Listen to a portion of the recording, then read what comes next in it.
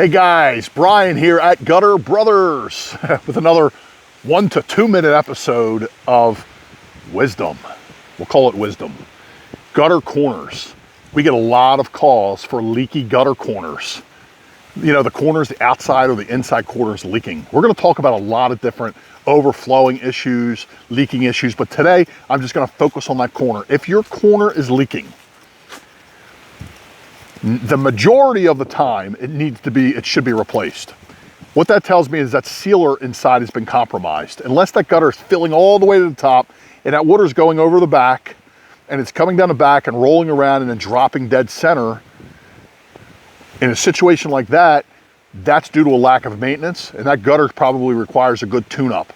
But you never want to reseal unless you get the old sealer out completely and get that surface porous again, and then add that sealer so that it adheres properly and doesn't beat up on itself. Because if you try to put sealer over sealer, it'll shrink and beat up on itself, and that original hole could be exposed again. So you've got to be really careful and know what you're doing. And not to mention, you're building up a dam inside that gutter. If someone stuck screws through the bottom of that corner, everything's going to get hung up on it. You're going to have nothing but problems with that corner forever. All right? So make sure no one's screwing the bottom of your corners. Look up and see if there's screws through it. If that's the case, then you need to have that situation resolved or fixed. And I got to tell you, because it happened that way and everything's already sealed and hardened, you're probably going to have to replace the gutters that are attached to that corner as well. Your best results would be to take that corner and the gutters attached to that corner down. But you might say, but my whole upper roof is connected in one big square. They call those hip roofs. Well, unfortunately, if you take one down, you're going to run into another one, into another one, into another one. You're going to have damage. You're going to try and patch things together and save money. And you're going to wish you hadn't done that. Trust me, I've been there before.